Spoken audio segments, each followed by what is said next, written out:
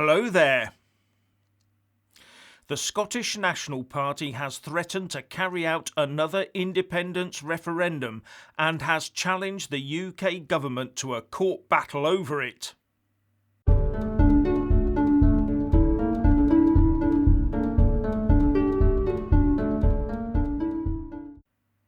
Firstly, please subscribe and like this video to give my channel a boost. And I'm always uploading new content, so please do check back daily. And a big thanks to my Patreon and PayPal supporters. And also please check out our latest satirical offering on our new YouTube channel, Central Broadcast UK. Link in the descriptions box below. The Scottish National Party has thrown the Indy Ref 2 gauntlet at Boris Johnson, saying they'll hold a Wildcat second independence referendum and also said, "See you in court, if you dare."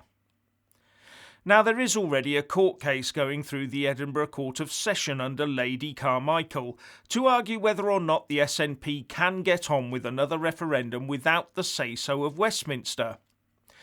Now, as I understand it, under the Scotland Act 1998, the Scottish Parliament can't legislate on reserved matters, and the Act of Union is a reserved matter.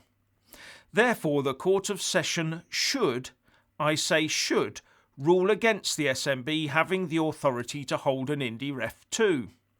And even if they did say it was okay, the UK Supreme Court in London should rule against it on appeal from the UK government. The problem here, of course, is that such a court action in London would just fuel the independence beast. London bossing Scotland about and denying democracy would be the repeated SNP mantra. And the idea seems to be that if that happens, the SNP will organise an Indy Ref 2 anyway and challenge the UK government to either stop it or have to try and challenge the result in court. Think Spain and Catalonia here, where the latter held what Spain called an illegal independence referendum, and some rather robust police action from the Spanish ensued, if you remember. Now, if after going through the whole Court of Session procedure, the Scottish court finds that the SNP cannot conduct a referendum, then one assumes the Scots Nats' dreams of a quick Indy Ref 2 are over. But we've seen the Court of Session in action before, during Brexit, and those judges don't seem averse to needling London. So the case might well be sent south, to not only please the SNP, but also to deflect any blame when the ruling comes in. And with the Times reporting that the sentiment in Scotland is for holding a referendum and leaving the UK, one assumes the SNP is hoping for a big public backlash north of the border. But if you remember, during the Brexit court battles, the UK Prime Minister was forced to obey the law and the courts, on pain of imprisonment, and send that execrable Brexit extension letter. And more recently, the SNP politicians were insisting that the UK respect the rule of law regarding those clauses in the UK Internal Market Bill. The same should apply here. But I suspect that the SNP lot only see one set of laws, their own.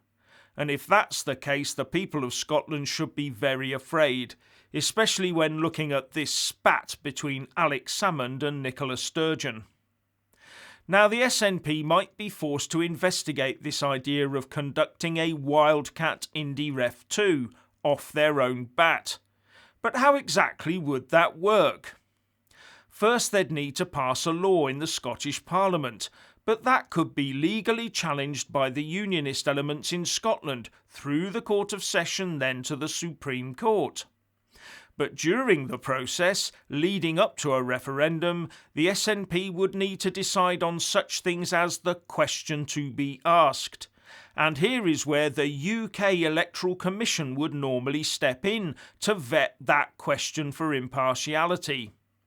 But one assumes that in a Wildcat referendum, the Electoral Commission would not be involved, so raising questions on the balance of the question to be asked.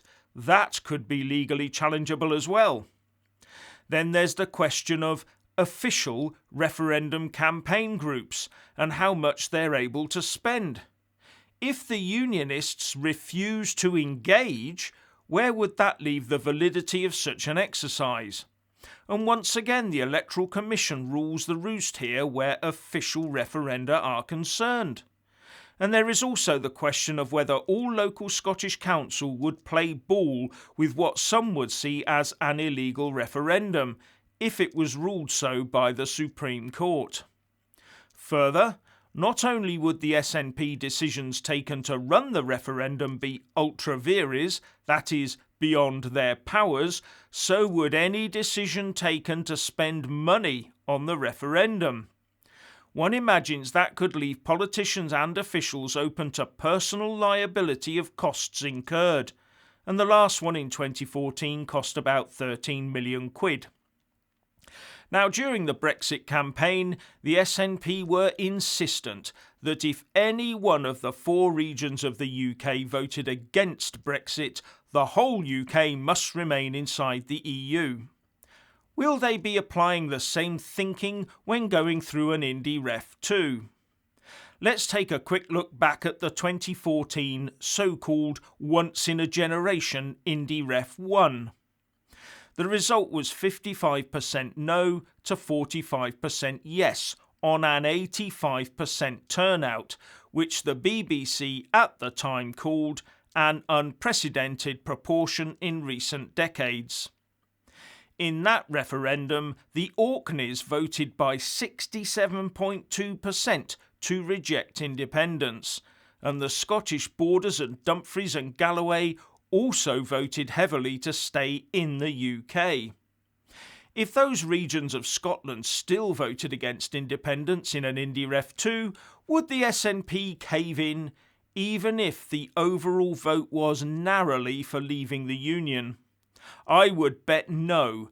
I bet they'd suddenly be dictated by a simple majority. Anyway, I get the distinct impression that right now Nicola Sturgeon and her SNP are desperate for a quick win here. Not necessarily a quick referendum win here, but a quick divisive win. Any win that drives another wedge between Scotland and the rest of the UK. And in that vein, Sturgeon has come out fighting, saying that the PM Boris Johnson is a coward and frightened of democracy.